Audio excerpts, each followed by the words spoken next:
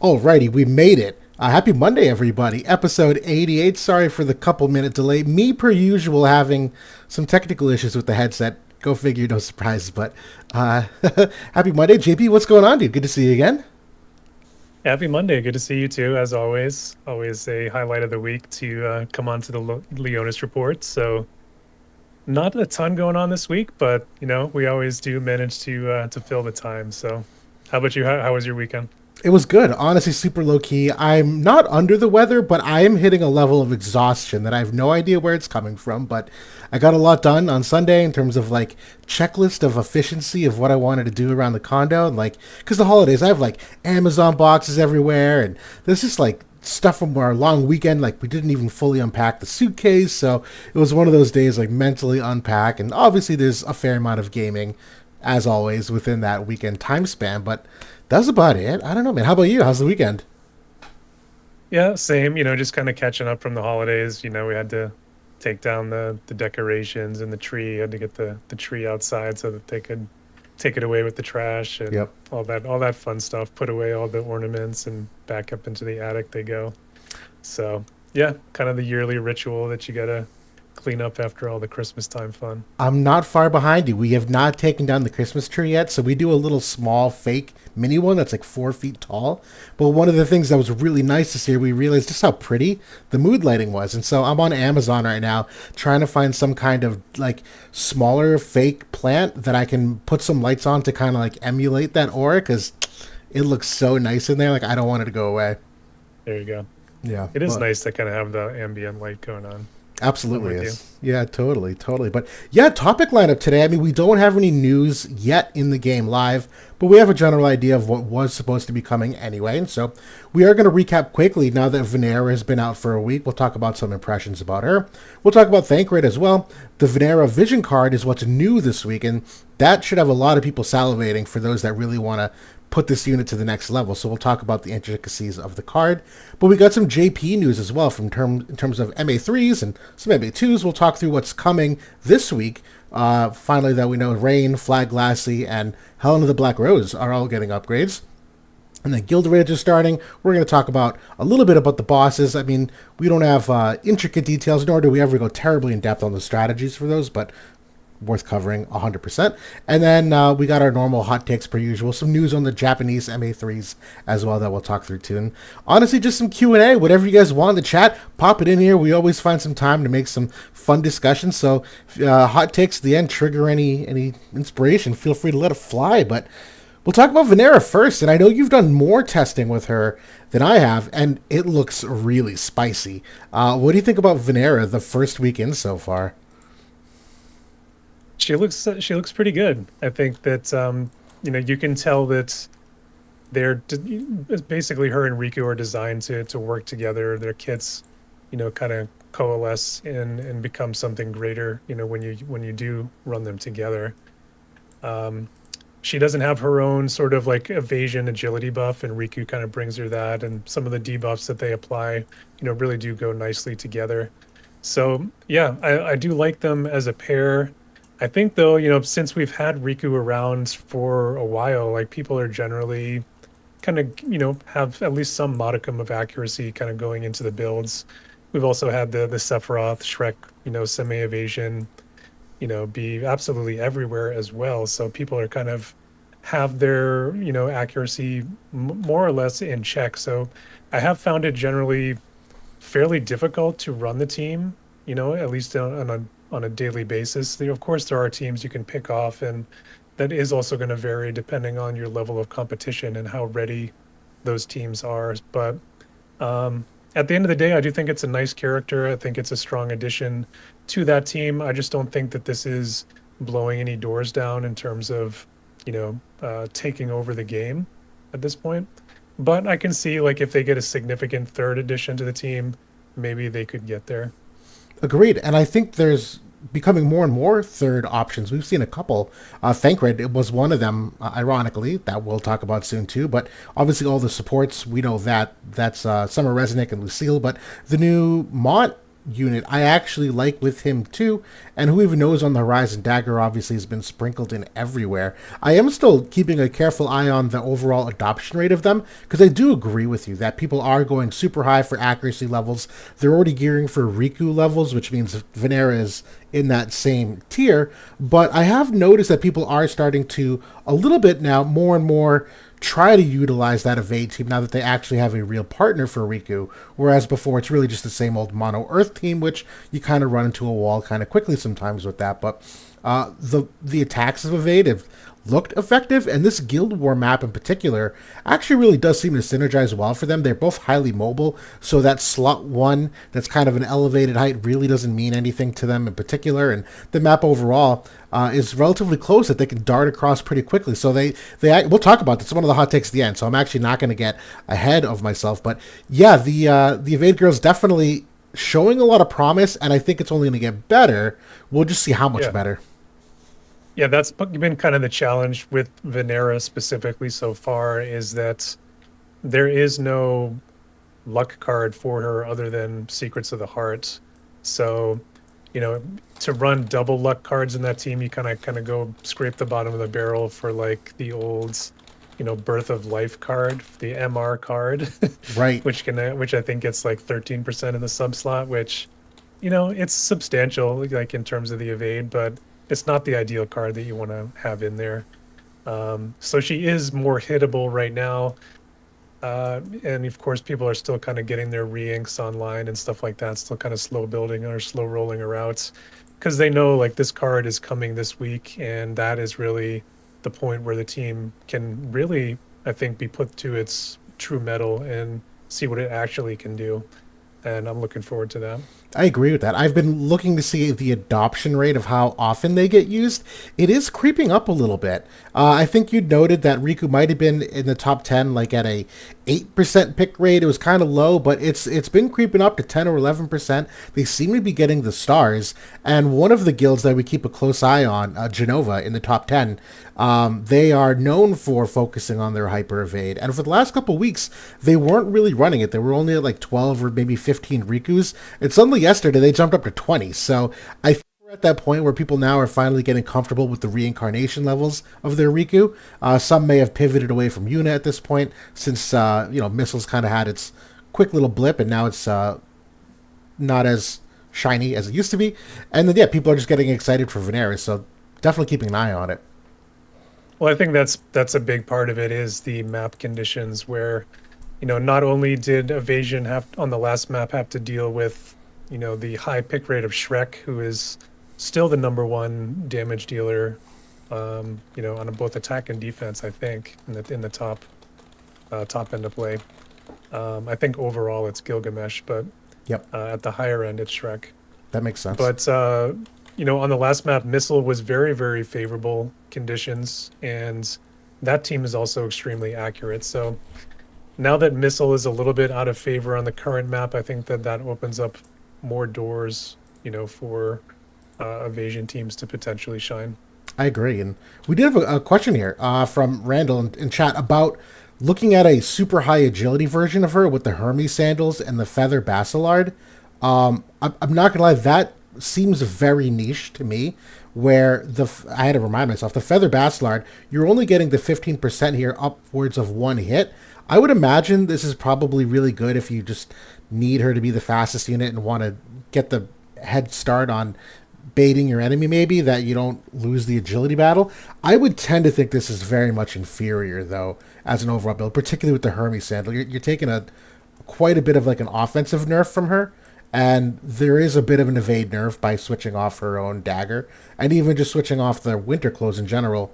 I think that would. I mean, it's an interesting agility option that this exists. I actually forgot about it, but I don't think that's. I don't think it's superior by any means. So this weapon, I don't think it's a bad choice. I use this myself, and in terms of like the evasion diff, it's like maybe 3% more for the unit evasion on her own dagger. Like if you consider here the agility and also the flat evade on this piece. But it is only the one hit. Does the one hit not like make this worse after that? Because we have a lot of guaranteed hit. Well, it Although she depends does if have you're the null getting sure hit. hit. Yeah, yeah, yeah. I kind of forgot that Riku's is the null sure hit after you get hit. Yeah, yeah. Okay, Yeah, this is so that all depends if you're getting hit. Like if you're going into teams and you're not getting hit, then this I think can potentially be superior because it does feed into the speed angle. I'm not a huge fan of the Hermes sandals myself. I would always go with the winter coat because it's much more evasion than running the Hermes sandals at that point. Maybe if you were trying to use like some armor based TMR, like if you were trying to get her to use locked TMR or something like that, right. then maybe you could go Hermes sandals, but I'm not a huge fan of that because her two like self-composed buffs I think are essential. You're not going to have time to get a TMR buff off. I agree with that. And I'm actually glad we talked about this because I got so accustomed to seeing Riku that I just genuinely forgot that Vinera starts with the null sure hit, essentially. Yeah. And so this does have a different angle for her. Really good call out. I'm glad we talked about that a little bit. That Yeah, I've not tested it, but I will. I like that weapon. I think overall I've been using her own weapon more because I do appreciate min-maxing the evade as much as possible. And whereas Shrek is probably the most dangerous evasion hunter, getting even like 3 or 4% more evasion against unit attacks, I think is material. Yeah, no, I would agree with that. Absolutely, absolutely. But you brought up a good topic to on the note of the synergies between them, which is the chain damage that they can do together. They both are known for a lot of their multi hits, and then Riku does have the decrease. Although I'm sorry, this is elemental chainers. Vinera has the decrease in actual like regular attack type chain resistance. So this is for slash types, regardless of the element. And this is one that is around in the game. It's never been material enough to think too hard about in terms of building because there are normally other priorities that you just have to account for first. But this is one of the first teams in a while that I think you actually notice the accumulation of the chains, particularly with them potentially lapping you if you're using a Lucille with the haste or the high agility build, as we were just talking about a second ago. Obviously, they're naturally very fast with the agility buff anyways, but this little handy-dandy screenshot is one you created a while ago. You want to talk through the mechanics and damage and whatnot of the chain resistance? Yeah, so I forget exactly when I did this. I feel like it was back when this mechanic first debuted around like I want to say Alphonse. Maybe it was one of the first characters that had it in the game. And that was like from the tanking perspective, like he could increase his chain resistance. So I kind of looked at the inverse of that and like, if you could imperil this, what would actually be the material damage increase to your characters? So like on the first hit, obviously you're not in a chaining situation at that point. So there's no damage increase on the first hit. On the second hit is where you would actually see at a 50% imperil almost an 8% damage increase on the second hit. And then it kind of goes up from there a couple percent, per hit. And when you think about, Riku, her continuous attack is a double hit. Vinera, she also has a double hit on her Bulwark Blitz, which is the one that actually imperils the damage. Good call. And so yeah, you can think about, once they kind of get those ramped up, they're getting anywhere from like an 8 to 15% damage increase, depending on how big of a chain that they can rip off. So I think that's pretty nice. It's actually going to be even higher than that because Riku does imperil 30% on the elemental side as well. So like another like 5 to 8% for that you could throw in. So I have noticed, like I noticed it immediately, like it's when they get those chains going, the damage is much more than what you were used to with Riku before. So it's a nice little bonus for them. Absolutely, and they're really. I don't want to say that there's no counterplay because there certainly is, but there just kind of isn't, other than stacking chain resistance, which I don't think we would ever recommend anyone to do unless it was a very specific circumstance. But barriers technically are typically hit or counted by the number of hits, so barriers aren't a substantial mitigator against them because you can break the barrier based on the number of times it gets hit. Even some of the physical damage reduction, like those might be one of the better ones because I think those are turn based rather than hit based. So if you say physical damage, like the Protect 2.0 of the world, but I don't know much else. That I mean, maybe generic honeycomb, but that's not really something that you can just give to characters. I guess you could kind of, well, neither is the other thing. So yeah, it's a really interesting way for them to do damage that not much of an answer for. So it's just there for free. Yeah, it's not something that we've really talked about too much before because there hasn't been like really meta characters that are imperiling chain resistance all that often over the past, 6 to 9 months. This is, I think, really the first real situation where I was like, oh, okay, that's nice. Yeah, So, there's a couple things like, Luciel's heals, for example, kind of gives some chain resistance, and there's like it's on like some of the vision cards, but nothing that I would really go out of my way to prioritize. Because I think in the majority of situations, it's not as valuable. If this team becomes like the everyday meta, down your throats, then maybe you could look at it. But just kind of an interesting footnote at the moment. no, totally. And just to keep capitalizing on that point, technically Venera does have a triple hit here for the limit break, so you do have an extra version of the multi hit.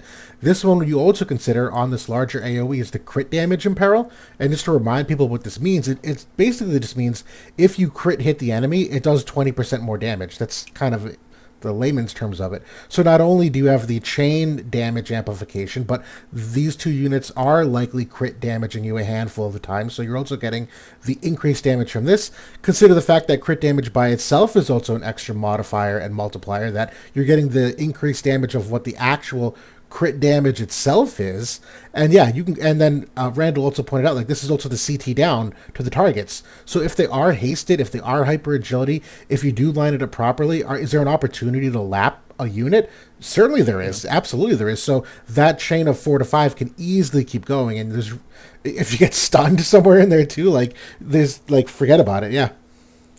Yeah, I mean, I've run a couple of teams into my own evasion team, which I use Luciel to kind of amp up the speed factor, and I really emphasize the agility. And that situation you just said played out in almost every match where whoever is the target they're focused in on, they almost absolutely will lap them because of that CT down and then the haste and all that stuff kind of happening. So it's a dangerous team for sure, but there's just like a lot of counterplay at the moment to it. We'll see, like, if the vision card is enough to kind of put it over the hump, though, soon enough. Definitely, definitely. But I think that's it for the Venera touch base. We're actually going to circle back to her in a second when we actually talk about her vision card. But in terms of impressions on units in the last week, I figure now we can maybe pivot to Thancred if you want, where Sure. I just released a character review for him. I unfortunately did not do any character reviews for the tactics units, and once I watched the ores that you put out, I'm like, I got nothing else to add. Like, these are perfect. So I didn't do them for the tactics units, but Thancred got enough of a change that it was like virtually a brand new unit in some regards to kind of re-look at, bring some awareness to. I've been using them a handful of opportunities in the last couple days in terms of mocks, and you and I have kind of spitballed on different team variations. I'm personally using a mono light team with himself, Cloud, and White Lotus Fina. You've had an exceptional amount of success at the moment with Summer Resnick and Cypher and Thancred, kind of going into that true rainbow-esque team of Sword Warrior and even the book class. And Thancred is surprisingly great. He's almost impossible to kill in like most scenarios compared to other units that I can generally test with, particularly when you throw the support in there. I mean, I'm running him at 30 Faith also, so he's not taking nearly as much magic damage anyways, but he's like almost always one of the last people alive on the battlefield, and he does more damage than I thought he would do, so I'm Yeah. very happy with him. I don't know, you're testing anything observation-wise from him yourself? I kind of expected that he would do good damage, like you as like a tank kind of, or a frontline character. We haven't seen that level of damage, I think, since probably Dwayne in his prime. Back Yeah. in the day, he was doing competitive levels of damage. I think that Thancred is right in that conversation. Like, he's not blowing the doors off and being like your primary damage dealer, but he's doing enough damage that it's a problem, I think, for a lot of teams to deal with him. especially like once he cuts through a barrier at that point, there's not a lot of, mitigation against him because he has the area resist penetration. He's Yeah. got good defense and slash resist. Slash resist, he can pretty much, depending on the card setup, he can be cutting through almost all of it. Um, Even same thing with defense, depending on how you set him up. And he has the defense in peril. So, um, yeah, I've been very impressed with him. I think that the mitigation against magic, I was expecting that to be not as good as it actually is. He's Yeah. been very tanky against Shrek, extremely tanky against Gilgamesh. So I've been very impressed with him. I think that he's a solid. Everybody should be building him up. He's a useful character.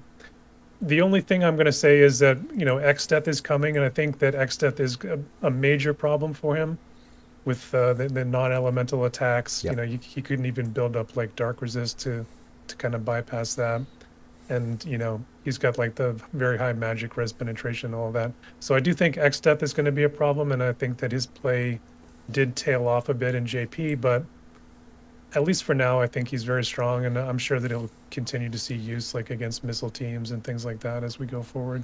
Absolutely. Yeah, no, he does very well against Shrek and Gilgamesh in almost all my testing. And it is for a variety of reasons. I mean, number one, it is the magical damage reduction that goes without saying, but even the natural crit evade that he has here, and even on one of his abilities here where he gets the 60% crit evade, he's really not taking that much damage from the follow-up abilities, not only because they're not landing that critical hit, but because this part of the 120 ability where you can reduce the enemy's penetration level so that those follow-up hits, even if you're not removing them, like if I'm using White Lotus Athena, who I am, I'm not removing those follow-up attacks, they're not doing that much damage to me, particularly because they're magic-oriented, right? So, like, you get the damage reduction there, too. In addition to the fact that he does have the general barrier, which certainly helps against that. And overall, yeah, very surprised. There was even times that, to your point on the vision card setup, he was damage capping Shrek and or Gilgamesh to the point that I thought to myself, like, should I put a Truststone passive of damage limit up 1000? Because there was actually a couple fights where he was capping out and not being able to one-shot them, but I was pretty sure he could.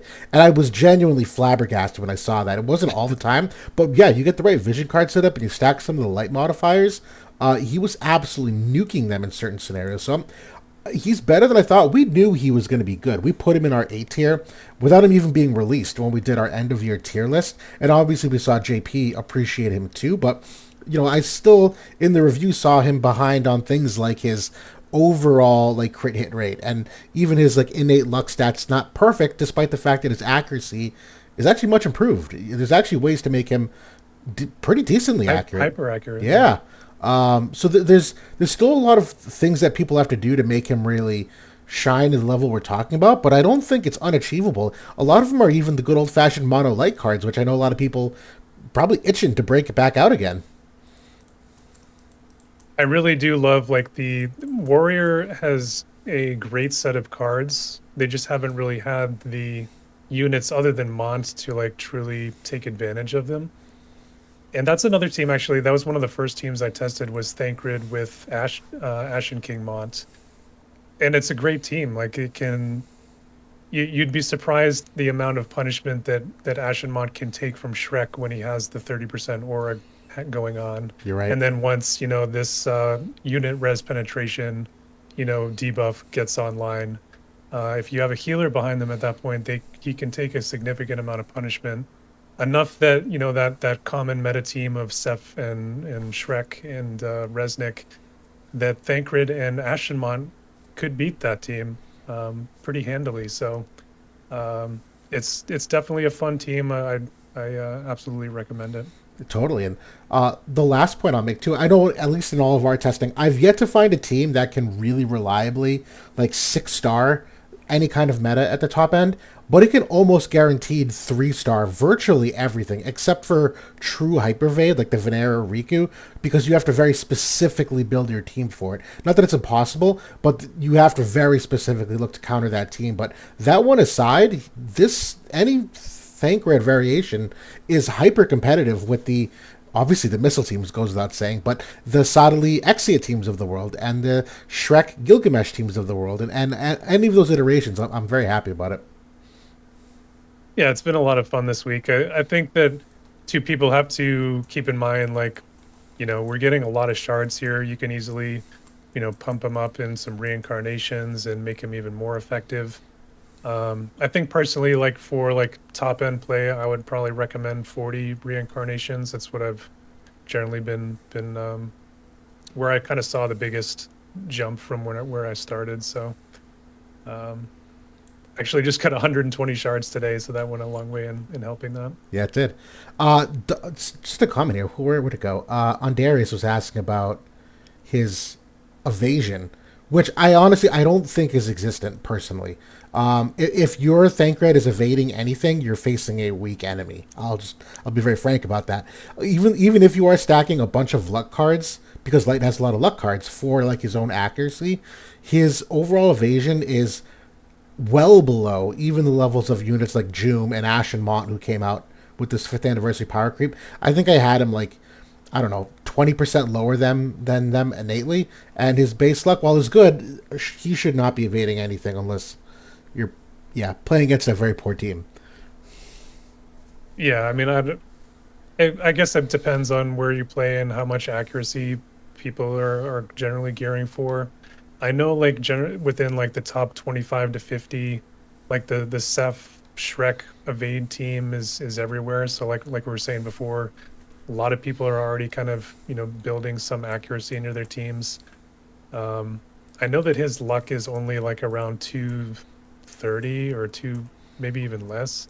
Yeah, As he has a good base number, the but the base is great, but the board they absolutely did not update right. the board. Yeah, So yeah, I think he'd be considerably be behind, where, like you were saying, any fifth generation unit is at the moment in terms of evasion. yeah, and yeah. I mean, our vision card setup. I do use Bahamut still. I do like the 2-in-1 because I like having that third option to put in a variety of any other cards. It could be accuracy cards, could be the attack percent, could be the new Dawn Shell card. We've kind of played with a bunch of different things to see what works best. And I don't know if there's a slam dunk answer. What are the best vision cards? But I do tend to use Bahamut myself so far. Um, uh, Dark Bahamut included, both regular Bahamut and Dark Bahamut, because they that covers your big three stats right there. Yeah, I mean his agility isn't great. Like even though they gave him the 10% bump, he is still generally going to be the slowest person on the team. It's a struggle to get him like above 150 in agility, I think, for most builds, and that's really like kind of pushing it, I would say, with like bestows and stuff like that. So I think in most builds, like around 110 agility is probably where he's at, which I think it's fine for a tank because he does have Yeah. chain resistance kind of built in with his aura and stuff like that, and he's generally bulky enough that I haven't found it to be that much of a problem. The biggest time it's a problem is against that Vinera team if they are hasted, Yep. because he doesn't dispel it or anything like that, and so they just kind of go to town on him. Yeah, yeah, it's true. And actually, probably on that negative note, probably a good one to end on with just a slight bit of pessimism. Despite how much I'm loving using him right now and how amazing he is, as I was kind of like analyzing the skills and whatnot, it did feel slightly vanilla in terms of the overall kit.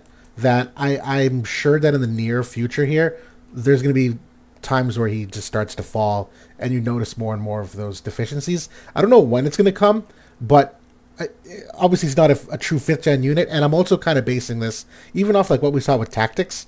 TG Sid got this like bonkers upgrade, and it was like cool for a couple weeks, and then the game just kind of like obviously they tailored it so that he's still quality, but not to the level that these new units are either.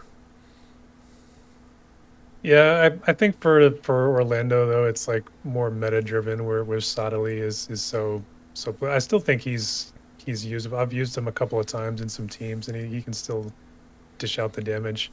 But I do agree with you. Like the overall skills aren't quite as nice, but he does have that aura, which I think goes a long way because it's a 4 effect aura, Yep. which we don't generally see that many different effects. Um, so yeah, you Yeah. have to kind of remember that portion of it too. Also, a good point. I mean, I'm going to use him as long as I can. So maybe I'm just trying not to dash my hopes too hard. So I got some careful optimism, but yeah, it's been a lot of fun, and it's been cool using some other units like Cloud and White Lotus Fina that I generally just haven't used before, and now we get to bust out Cipher again potentially, and just very cool to entertain that being viable. So Kopla in the chat asks about, did you test with Una Light Veritas? I'm going to go out on a limb and say that I've used Thancred more than this week than probably anybody on the server. I've put in a good 4 to 5 hours of testing, like between mocking and like arena and free match pretty much every day since he was released. And that I have tested that team in free match. It's pretty good. I am actually pretty impressed with Light Veritas overall. I Me think too. that she is the most impressive for me thus far out of any of the Veritas units. I agree. Because I think the timing is finally right for that unit where Yuna is here and so the gun team is kind of being built up and everybody's kind of starting to get her online where she is kind of in that prime usage zone. Her accuracy is really rough, but other than that, I think that she's pretty strong. I agree with that. Actually, just a small, while we're distracted, I actually don't mind the lower accuracy because I actually genuinely love this healing capability of hers that kind of underrated. When your hit rate is 0%, she'll either opt to buff or potentially heal some teammates. That I thought this was really cool, and obviously the triple hit is certainly very nice when you can line up that chain with Yuna or any missile damage, quite frankly. But no, I agree with you. This has been the most impressive Veritas unit, and exactly what you said. I feel like the timing was right, and I don't think that there's a niche for this unit. Almost all the other Veritas units, when I see them, I can very clearly tell that they were released with a certain meta in mind of who they should counter, and I don't really get that from this unit. I don't actually see like where in the meta they specifically designed this unit to counter anything, and so quite often someone like the Fire Veritas is a little bit too late, or the Water Veritas was meant to counter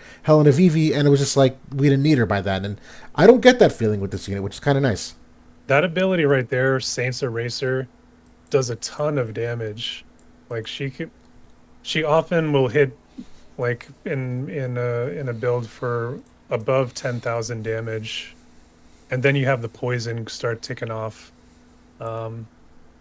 Very impressive, I think, this unit, especially if you have Angela's card, which gives her another 20% area res pen Yes. on that ability. So. Yes. Awesome.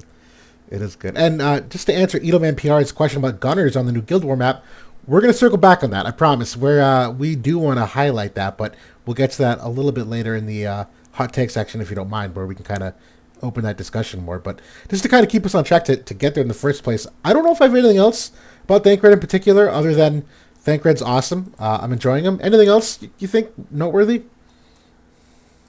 I don't think so. I want to give props to Gumi for another, friendly collaboration. This is essentially them not making really any money. This is, he's a free unit.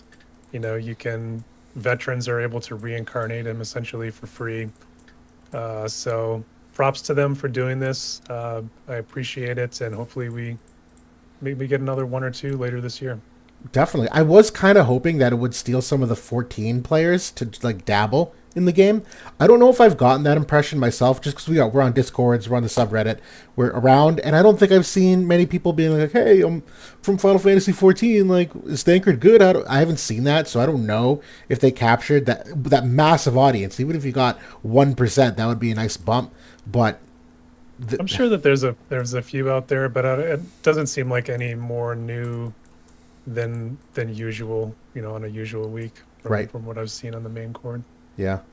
We'll pause. Just this is a good question. Do you think his vision card is a musket? We've been kind of back and forth on this. Not this one. The other one. The Legacies one. I'll try to open yours too. Yeah, is this a musket or? I don't think that it's a musket. I do think that it's an extremely nice to have. Because it's, especially if you're interested in Mont, because it does cover like the Una, Monts, and Thancred as well, I believe, right? All three. I believe it does. My computer's slowly dying here. Just a second as it loads. The spreadsheet's gotten so big, it's just absolutely killing my active memory. Yeah, Yeah, it is great sword, gun, and knights. So I think those are three like nice classes. There is a little bit of overlap with greatsword and knight already. There's a little bit, but with gun and knight, with like the Melnia Vision card. And the Melnia Vision card in the main does allow you to main slot this card very easily. Right. So I don't know. I think this is a super solid card with like the luck and the accuracy bestowed. Like the magic wide res is super nice against Sottily and some of those matchups. Um, Spirit, we talked about that kind of with X Death coming in, and that being one of the maybe the best ways to mitigate his damage. So there's some upside for Spirit as well. Um, yeah, good card, I think. I agree. Yeah, I mean, I said for gun as well. This lines up perfectly with the magic wide res to stack it with the physical wide res of Yuna's vision card. It's got the Guild War effect of the crit rate, which they obviously love. And yeah, I wouldn't say must get, but I think this is going to significantly improve a handful of teams. And to your point, add some synergies that don't exist now, but this card could enable. Yep, Totally. it's a good one. It is a good one. I'm glad we've finished that before getting back to Vinera, if you guys don't mind. I know we're kind of jerking you around here, switching topics real quick, but we're at least now it's like the new content of the week. Although this is not formally announced yet, per the schedule, we are expecting this to be really the only new gotcha content in this upcoming week. And we did talk about this a while back, and now good to see it with fresh eyes as well, knowing what we know. Whopping 42% luck, certainly can't ignore that. They double dipped on the main stat here with the 16% area resistance, which honestly love that. Just the fact they're getting some of that bulk for free. And the 40% reaction block rate is actually kind of nutty when you consider the fact that they can also get that from your trust stones and general buffs and other kinds of weapons and whatnot. This is a great vision. This is a must pull, in my opinion, regardless of whether you have an error or not personally, even though it's permanent pull. I think so because this is also touching on some other cards other groups for like an accuracy card. Right. Like bow and the spear group as well. I think somebody in the chat earlier was asking about this card and was hoping that it would like improve Vinera's damage. This card directly is not going to do really much of anything for her damage. I would say it's more of a defensive card because I do consider reaction block a defensive stat personally. I don't know if you feel the same. But then I of course, do. yeah, to kind of block the, incoming counters or stuff like that. But then area resist here, this is allowing you that evasion teams in the past, it was hard to be able to get them to evade while still having some modicum of defense. But between this card and the compression of Riku's card, they can have agility, unit resist, area resist, and still cover all of the evasion effects at the same time, which we've never seen it before for an evade team. So that I think is nice. Absolutely. Yeah, just on that note of the reaction block, totally. When you think of all these preemptive counters at the moment, the ability to reduce the chance of those happening. But I low-key think this is like a ninja sneaky offensive ability. Actually was thinking about it. It's not just defensive. And hear me out, guys. Like 99, not 99, a lot of units as of late, one of their counter abilities, where's a unit that has it? The 70% chance to reduce slash damage. You know that counter ability I'm talking about? Who has that? Everyone has it. Why can't I think of someone off the top of my head? But one of the more common counter abilities here is that you can reduce at a 70% rate, like what, 30% slash damage? It's a pretty common counter ability. The fact that you can reduce... I think Raph was like one of the original ones who had it. Yeah. It's not just Raph. There are more than just Raph, but just for the sake of the visual, I want to demonstrate this. Yeah, here's a good one. Oh, Hers wow. was 100%. Jesus Christ. Yeah, so just what we're talking about. This 100%, you immediately drop that down to 60% instead, so you no longer allow her to proc that as reliably. This is theoretically a 20% damage increase if she does not proc this counter. And there are a slew of newer characters that have similar... Cloud, I actually think Cloud might be one of them. Cloud has a counter of that same ilk where Yeah, I this is think you're right. technically a damage increase for her. The fact that he's not going to be able, yeah, he can reduce 40% of the damage taken if it's slash type. So you're going against a cloud and you drop this 70% substantially. That's technically going to be an offensive bump for her by the fact that he's not going to reduce that damage. Yeah. I like Yeah, it. so yeah, definitely can be like either offensive or defensive for sure.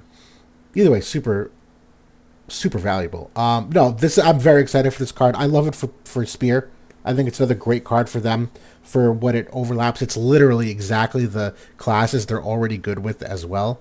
Yeah, great card. Because the other luck card that Spear has is Garuda, which at least right now the main Spear units are physical based, so maybe not the greatest fit.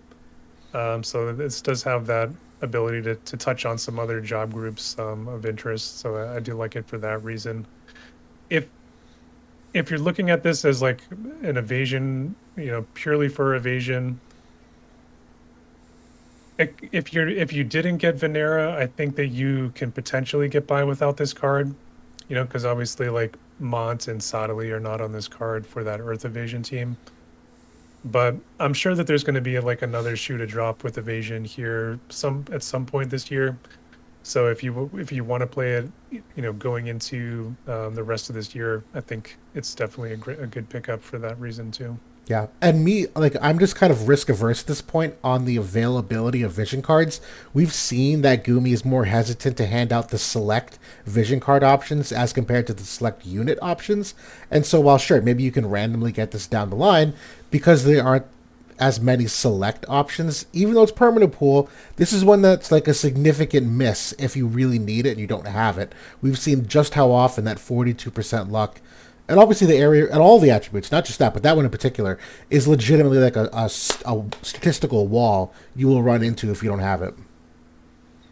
Agreed. Yep. But yeah, I think that's all we can really pick apart here on the vision card.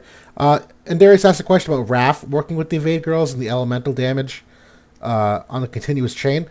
Let's actually hold that because we're going to talk about Raph soon. She's part of the MA3 upgrades that we will circle back on. But for now, we'll actually talk about the mastery ability upgrades that are coming this week instead, not just the ones that were announced in JP. And we have 3 units that are getting mastery updates. One of them is Rain, who is a true MA3. One of them, Flagbearer Glaciella, is a true MA3. And then technically, Helena the Black Rose is getting an MA2. So just those 3 units. And we'll kick things off with Rain here, who I have not seen in quite some time. He was around during the Soul meta, kind of a nice little resurgence there for that Magic meta for a little bit. But this MA3, they're looking to upgrade one of his abilities in particular. The rest of this, I don't know if I love. They gave him the Magic percent, which I straight up just like don't think he needed.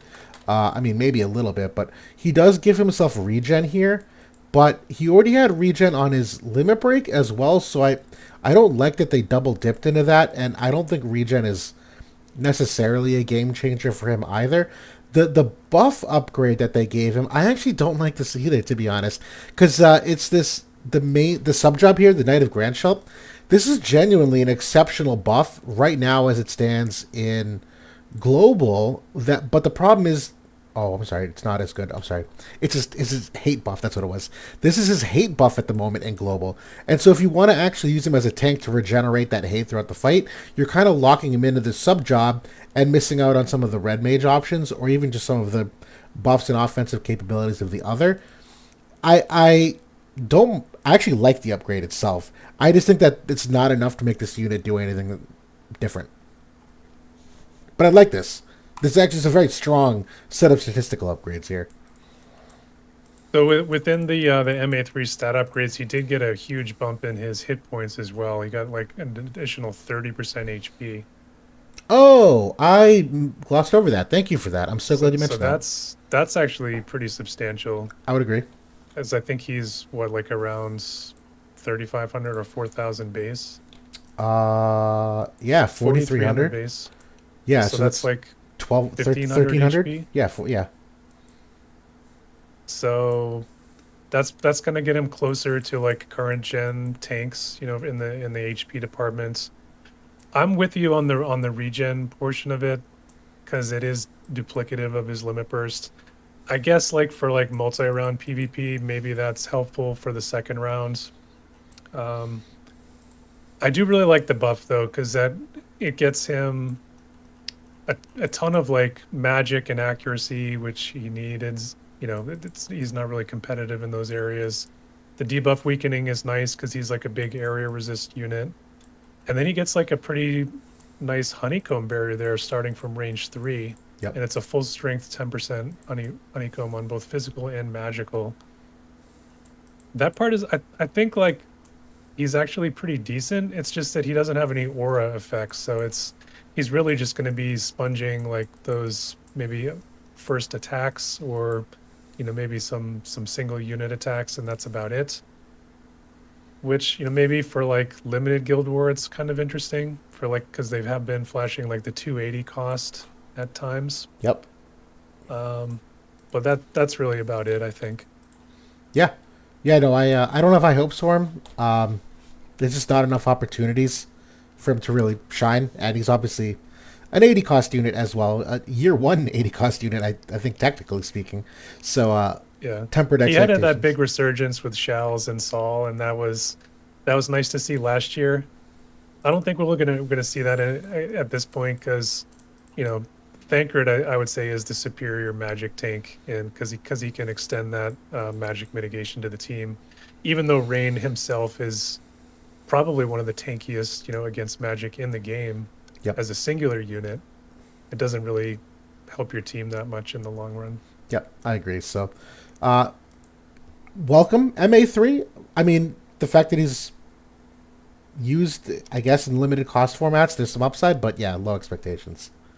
Still a good guild raid unit though. Yes, I'm glad you mentioned that. I'm always glad when you mention that because it is something I always want to check myself on to kind of like remove my bias of like auto PvP. That there's other opportunities to use these units and still get some value. But the other MA3 here was for Flagbearer Glaciella, and I thought this was kind of unique that they seemingly did not give her an ability upgrade here. Most units, to my knowledge, have gotten something upgraded ability wise. But they did give her, I think, a decently substantial upgrade that they gave her the extra 15 accuracy, which she was always known as a very accurate unit. So nice that they kind of try to keep that role for her. They give her the 20% AoE res pen, which very nice because her most notable abilities are obviously the courage removal here, which is the 30% hit chance, and even her limit break here. Just to incentivize her using this, because this is a very good limit break upgrade. But they gave her, I think, a half decent absorb 50% of the damage for 5 turns just automatically to start. I need to play with this more to see if her damage is substantial enough that this equates to a legit amount of healing. It could, maybe not. And then I still have to think about how much damage she's actually taking herself. That is this actually enough to actually keep her alive, or is she just getting two-tapped by everything in the game? She does have that barrier still, so maybe I don't know. Maybe there's a chance. I don't know if she's superior to the Wind Veritas. Even with this, I still think he overall might fare better, but not the worst MA3 upgrade. I think these are kind of a couple things that already she did well, and now they're just making sure she can still operate with them. I think this one is pretty good. With the gets a little bit of a damage increase with the area res pen. I think like in lieu of a skill upgrade, this absorb 50% of the damage is kind of what all the modern bruisers are getting, Right. kind of built into their buffs. So she doesn't even have to buff it on. It's just there for the first 5 turns anyway, which is pretty nice. Yep. I haven't used her in forever, to be honest with you. Same. It just hasn't been competitive. I would say she's probably fairly close to the Wind Veritas, but I think that Wind Veritas offers better utility at this point on his abilities, especially with the MA2 getting him like the I think it was a seal, right, or a dispel of haste. I can't, one of the two. Yeah, he can seal enemy haste removal, I think. So that's pretty nice for him. Um, Still, though, I think it's a decent upgrade. I'm just not sure it's enough to really put her in back into the meta conversation. No, and at this point, from like an hyper accurate wind unit, Shrek has kind of just taken over that identity almost entirely. Yeah. She can definitely get up there though. Like she was Oh already yeah, one of the more accurate characters, and getting another 15 I think is certainly pretty nice. A lot of us have reincarnated her because she was so good for so long too, and she was one of the selected units from that's the right. reincarnation festival as well. That's right. Um, so I don't know, maybe I'll give her a spin, but I'm not expecting big things. Yeah. No, I mean, I know in the Gilgamesh conversation with Ramada, we were talking about that warm triangle, and we brought up Wind Veritas as the Mhm. potential wind unit to fill that gap, but no reason maybe not to give her a shot and see what the difference is between the two of them. Definitely. Which brings us then to Helena the Black Rose, who a lot of people lost some hair during this meta. It was a difficult meta for many, and here we are over a year later now. She was released back in December of 2 years ago at this point, technically. But they finally gave her an MA2 upgrade here, and so it is a 10% magic damage increase, also a magic honeycomb, the full amount, as you mentioned, the 10%, as low as 40%, as high as 70%, depending upon the range away you are. MA2s notoriously are not, game changers, I don't think, for your average unit. These tend to be some more like statistical tweaks, I think. I don't think this does much to change my opinion of her. This is a nice one, though, but the few times I've used her, she still dies kind of easy, which this should help a little bit, depending on the matchup.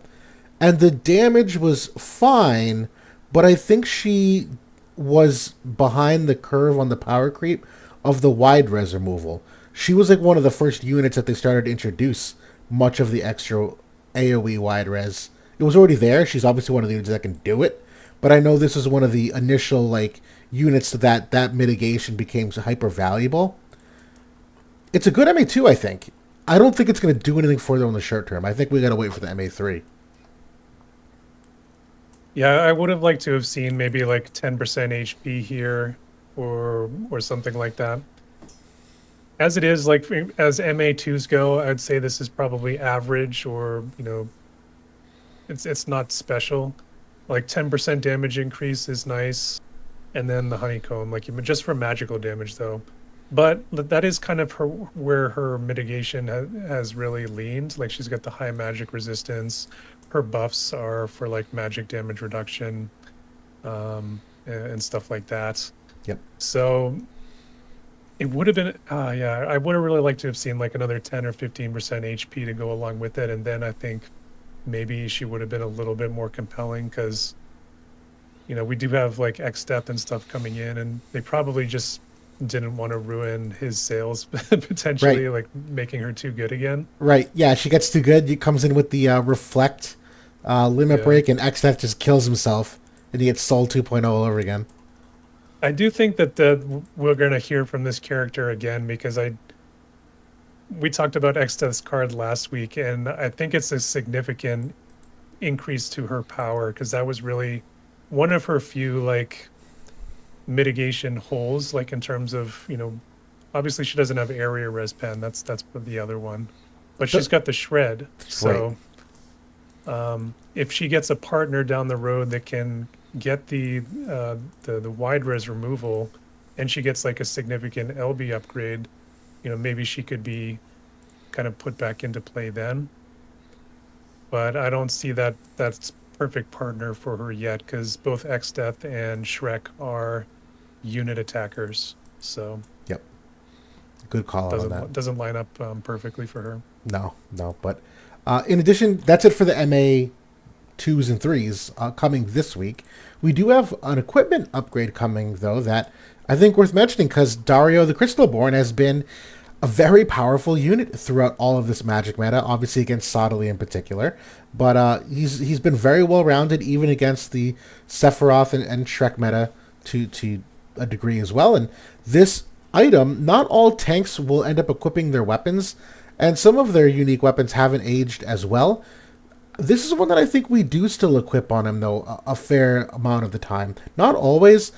I mean, the Maximilian armor is a guaranteed, and then it's just kind of a judgment call if you need a certain kind of utility, like an Alexandrite ring or some kind of element res. Or I know there's the new raid item technically that has the curse res, and so there's other options.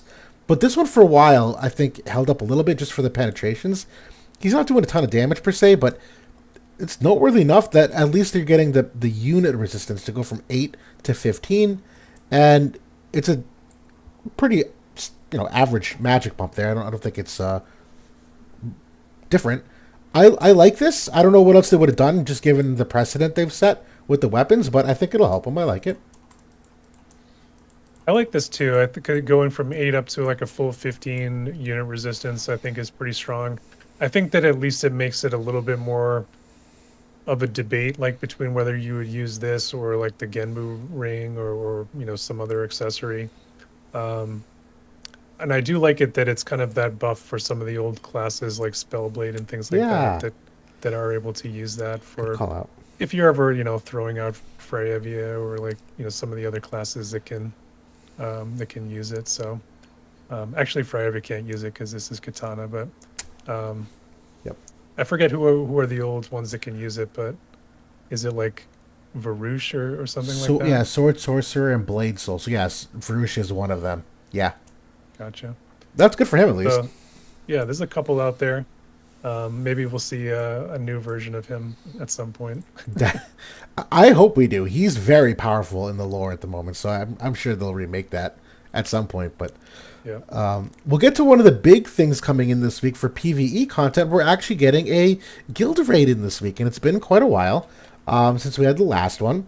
This one is Final Fantasy X-2 themed, and a couple of the corresponding bosses are unique to X-2. The Chocobo Eater is one of them. That was a boss in the first half of the game, and then LeBlanc, I think, is technically the other one here. I've not studied this quite yet. I know it's not necessarily my forte. I like doing it. I'm glad to do it, but I've not been prepping for this at all. But it does look like they're both, or a couple of them are, slowed. Two of them by CT down. Nothing really standing out to me here. Have you dabbled in this at all yet, or any strong thoughts on this guild raid? To be honest, I haven't looked too much into this one yet, but once we get the official news announcement, if it's coming this week, I'll update my guild raid sheets and post those. But pretty standard fare, I think. The usual. We're gonna need ice this time. We're gonna need light. We're gonna need lightning, dark, and earth Yep. are gonna be the 5 elements. So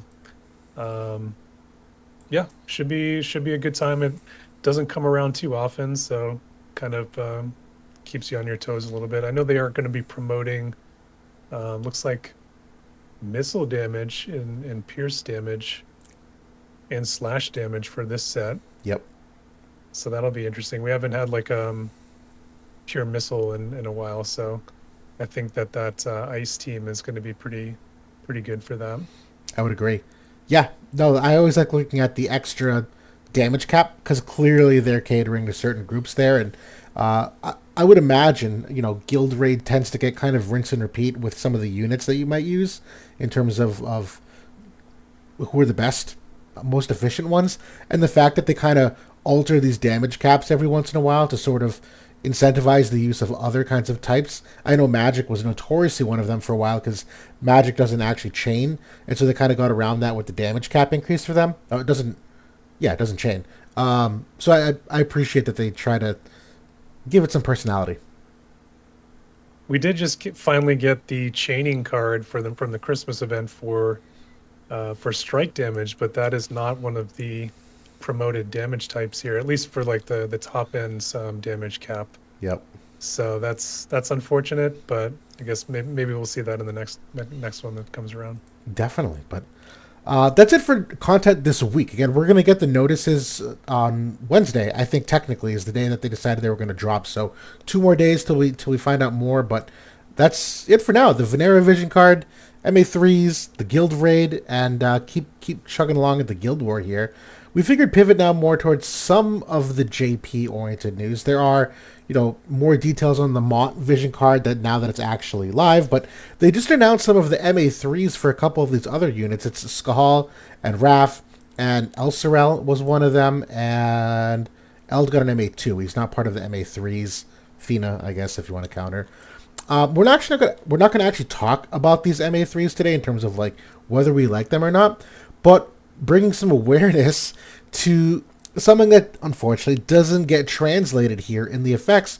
One of the new things they've done with the MA3s this go around is that some of the effects only apply to certain game modes. That's the first time that's ever happened in the game, where to this point all mastery abilities 1, 2, and 3 have been universal, that it's just a flat upgrade to the unit no matter what. And this for the first time, I know at minimum, Raph's here, the I'm in global. She's getting a magic honeycomb barrier, and this one is only for duel, if I recall. And we're going to talk about more of that in a second. Do you want to just jump into the hot take here, or do you want to Yeah, why talk? don't we do the hot take? Because it's going to be weird if we don't talk about it till later. Exactly, exactly. So our first of the 5 hot takes here is making. Oh, you guys can see it. I don't know why it's all lowercase. Sorry, guys. Making parts of MA3's game mode specific really isn't that bad. Is that a hot take or is that true? I think that's a hot take for me because I think that it is a bad move by the developers. On the one hand, I can see like what they're trying to do, and I think if there's enough like visibility to it in the game client, maybe it could be fine. But I just know that they're not going to implement anything new in terms of visibility or filtering or any way to like know or jog your memory that these units have any special capabilities in those modes. That it's going to be, it's not, I won't call it a disaster, but it's just kind of annoying, I would say, that these characters are getting this big MA3 that is to kind of keep up with the power creep, but oh, it's only maybe in a mode that I don't really like. Like Elsorel applies to a quest mode, or maybe Raph is my favorite character, but I don't really like to play in the dual mode. So I just, at the end of the day, I just think it's a layer of complexity that is unneeded for these old units. It's not like they're going to become meta if those upgrades are also applying to Guild War or whatever. Just make them apply universally. I think it's a really, really bad move. And Justin, if you are listening, please pass on the uh, that take to the developers, because I really hope that they don't continue this. I'm going to piggyback off that because I agree. This is a very hot take. This is a very bad decision. There's no upside to this at all. It's needlessly complex. It's going to get lost in the details of everything.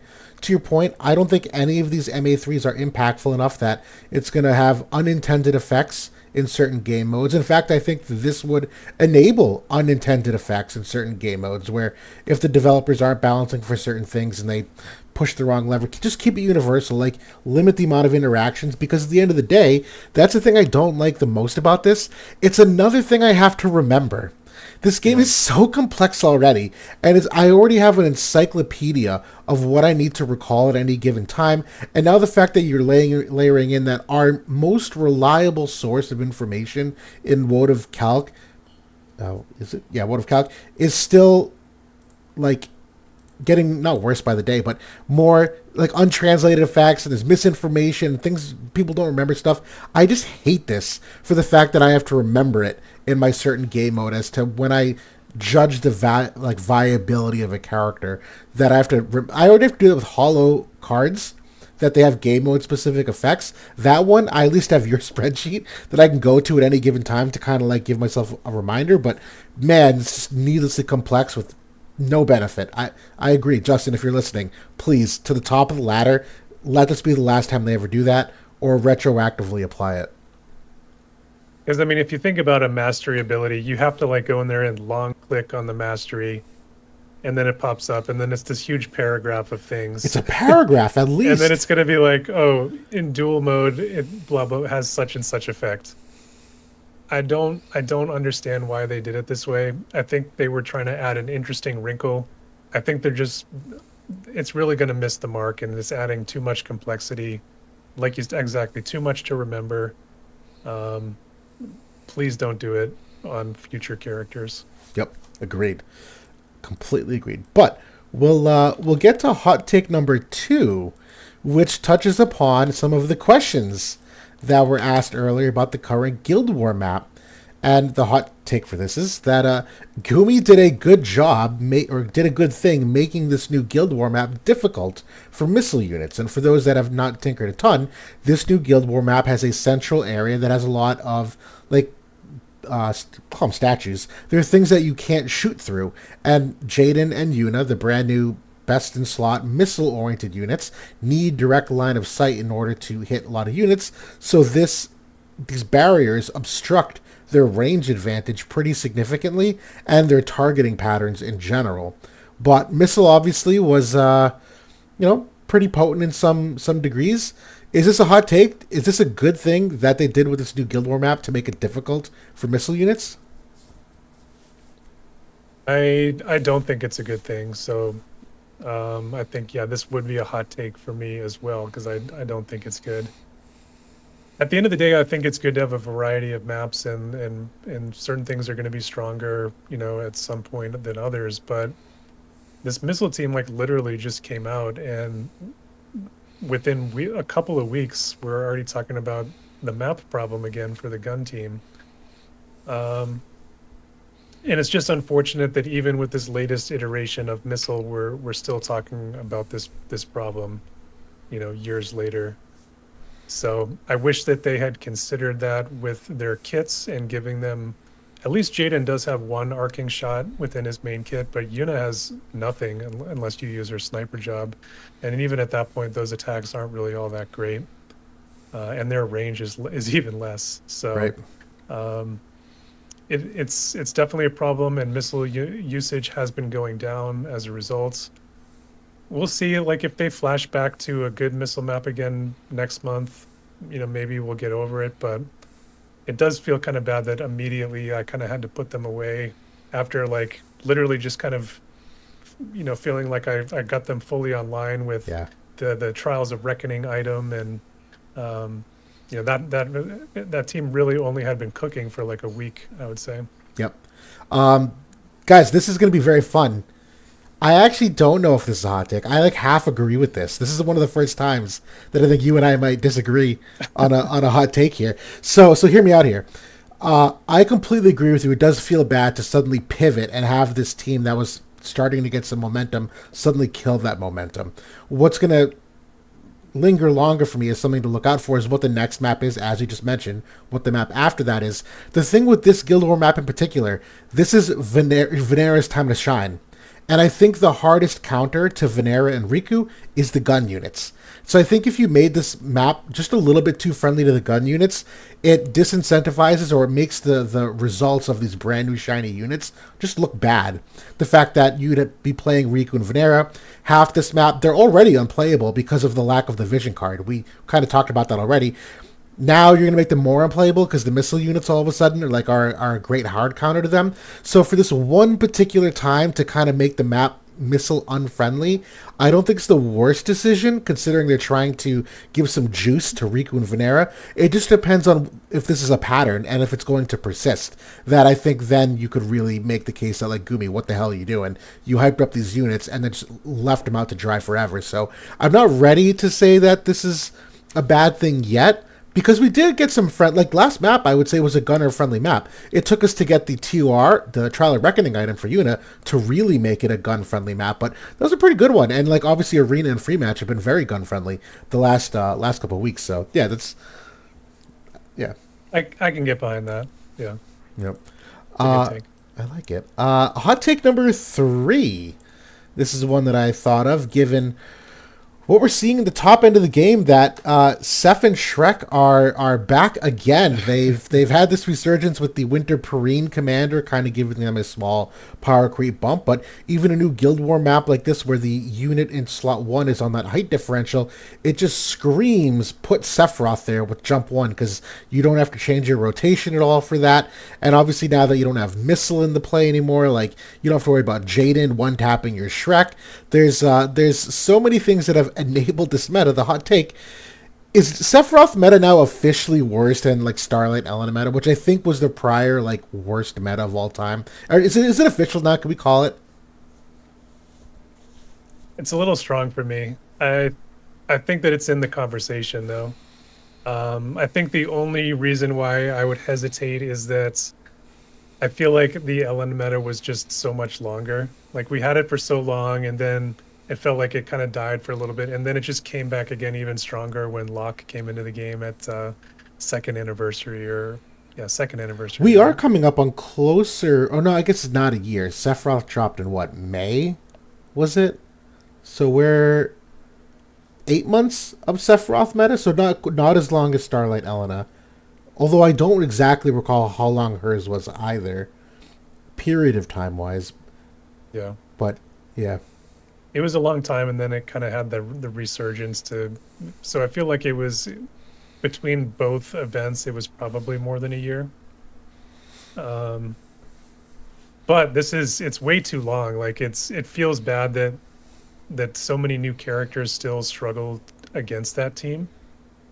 And it's still to me because they, at least partially, that they haven't given more good solutions to the curse problem, where we're still tied to Resnick to deal with it. Um, so I don't know. It's unfortunate that some of the new characters, like from five and some of these things, haven't really buried that unit. Um, but I don't know. I We'll see. I don't have a strong opinion. I think you're right. I think Starlight Elena was still a worse because at least Sephiroth, we have seen ways to beat him. And right now, even though it is the meta in the top 10, it's not undefeatable. We do know ways to beat that team. You couldn't always say that about Starlight Elena. And again, as an evade unit, wasn't even X's and O's. It was literally just a math equation. Can you hit her? It was like you locked out so many units on that alone. And I remember looking back now on my character reviews, like how much bias I had in each character review because you could only look at them in the vein of like, can they fight Elena? At least now, when I do my character reviews, even though Sephiroth is still like in that tier, we even dropped him down last month from S to A in our tier list. So again, it's not indicative that he's like the strongest thing ever. But now that the fact that there is a little bit more counterplay and you have more variability and some discussion, that I would agree, Starlight Elena, because that second coming of her was when Locke came back in and there were new vision cards to them. So you had a whole different Evasion Trust 2.0. stones. Yeah, Trust Stones came in. Right. So there's a whole power creep level to it. So I would agree. It's not quite there yet, I think, in the history of the game. I think that the difficulty with the Elena meta too is that there was no such thing as a select two ability back then. It was either it was a single unit attack, or it was a large AoE or whatever. Unfortunately, at least in that original era, there was very, very few, if any, area of effect guaranteed hits in the game. And of course, Elena was most often run with Engelbert, who was, Correct. notoriously very hard to get through. So, you had to get through the tank first in order to get to her for the majority of cases. And we only had three cards to build with back then, so it was very hard to build Right. not only the survivability to like stand up to Elena's attacks, but then also have any kind of modicum of accuracy at the same time. So Good point. there was just so many different factors that made that team difficult to deal with for such a long time. Agreed. Totally. No, that's a good one. This hot take number 4 was actually inspired from a popular subreddit question that popped up. A new player came into the game and asked us on the subreddit, and it was a pretty general question: is War of the Visions worth starting to play in 2025? Does anything come to mind for you? Does someone coming in, if you were to answer that question, what's your answer to that? I think it depends what you're trying to get out of it. I think that there's a lot of content in the game that if you're just trying to enjoy a good story, which we love the story. It's one of the best parts of the game. There's plenty of it to get through that can keep you busy for quite a long time. If you are wanting to play at the highest ends of PvP, I'm going to say it's worth playing if you're going to put some money into it. If if you're trying to compete at the top end, it's just not possible for somebody that is putting very little money into the game or is a free to play. It's just not going to happen. The only way that happens is if you're a longtime veteran and kind of have built up things over time, and then you kind of have some of those benefits to help kind of keep your account competitive in the meta. Um, But like I said, there is some nice there. There's like the reliquaries are some decent PvE content. Of course, there's much better out there, but I still do think like the story and stuff like that is pretty compelling. Yeah. No, this to me, I actually commented in that thread, and for me, the answer to this is a resounding yes. It's worth starting to play.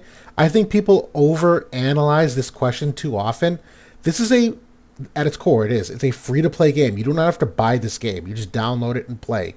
And this isn't a down payment on a house. You're not contractually obligated in any subscription model. There's nothing. Just download the game. If you like it, you like it. If you don't, you don't. It's literally a game. It's meant to be fun. It's pure entertainment. There, to your point, there's a lot of content that even if you got, I don't know, 8 hours of enjoyment, that's 8 hours of enjoyment. Like, I'm not going to tell you to not try something. At the end of the day, that's still some fun that you're having. And so whether it be the main storyline or just dabbling in Arena or just playing some Final Fantasy, that's maybe you just like the artwork, maybe you love the music. There's so many good things about this game. And even seeing like how Sword of Convaleria like came in and everyone's like, oh, it's the War Divisions killer. And meanwhile, War Divisions is still like heads and tails better than even its closest competition it's had in years, in many regards, maybe not all regards, but you know what I mean.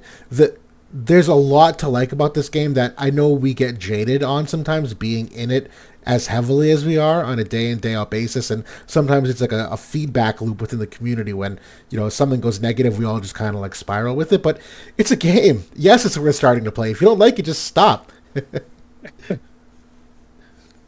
Yeah, I mean, I think that there's some good stuff there. I think like in terms of, if you're looking for a mobile game that's very, very complex and something that you can deep dive into, there's few other mobile games that I've played that have this level of team building complexity and like the number of interactions and things like that you can really go down a rabbit hole if that's what you're into.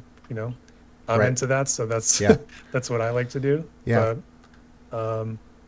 yeah, I think I don't know if I would pick it up in 2025 brand new if it wasn't COVID and all the kind of perfect storm that went into me kind of finding this game. But you know, we'll Yeah. uh we'll keep doing it for as long as As we long as can. it can. Absolutely. So we only had those 4 hot takes, but we got a chat question earlier that I'm going to throw in here as another hot take because this actually is, I think, kind of a fun one to talk about. Uh, is 90 cost the worst cost group in terms of character grading? This one kind of out of nowhere, but I think it's a fun debate. Is it? Is 90 cost the worst cost out of all of them? Worst in what respect? I guess you could, in Oh, terms of like going into like cost limited content and like building a team.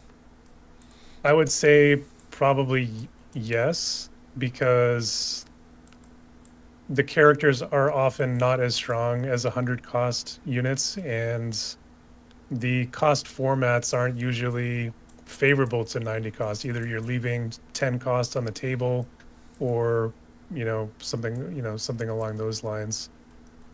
I think if you're thinking about it from the standpoint of like cost to acquire, then they're superior, right? Because they have the double the pull rate of a 100 cost unit. Cost to build is going to be about the same. Um, so yeah, there's pros and cons for me. yeah, I generally agree. If I was just like not overthinking it, I think I do agree. This is probably the worst cost grouping of them all. Because at least with most of the other costs, I can see the common limited Guild War content where 80 cost still fits into the mathematical breakdowns of what they ask for. And even the 70 cost units, I feel like are on par with many of the 90 cost units, which doesn't seem like it would make sense, but I think that's kind of true. And I but the pull rate though I think can't be slept on. I think people forget about that because everyone no one's micromanaging the Vizier. They're not actually counting all of their pulls over a long period of time. So I think that gets underrated, particularly for how often 100 costs come out. That like 90 costs are a substantially lower amount of time that they actually just come around. But I would tend to agree that even at this cost point, these units just eyeballing them. Oftentimes they're difficult to use, and if they're a miss, it's a really bad miss. I even feel like the 100 cost misses, you get something somewhere, but a lot of these 90 costs kind of just fade into oblivion. Yeah, the longevity of these units has been, even the ones that have hit like 2P or Renoa Yeah, or Kadaj, even those ones that were generally considered good on release haven't had long legs in the game. right. And rarely have we seen the 90 cost units come back. Um, I mean, I guess a lot of these are actually So I was looking at them. Insult to injury. limited These are time. limited time. That makes it even worse, right? Because it's that one-time acquisition, lower chance to reincarnate overall. And if they're sharing a banner with 100 cost, the 100 cost tends to get the favor. Yeah, permanent pool units have been exclusively 100 or 70. And yeah, the 90 costs are just collab units. Interesting. Yeah, yeah. I don't think it's a hot take. Again, not overanalyzing. I think generally speaking, out of all the costs, 90s the least bang for my buck uh, for results. I would agree. Yeah, and I think that's basically we did want to. I should have included this back in the convo. I meant to follow up on this, talking about Raph and her limit break, just as it pertains to the elemental extension of chaining.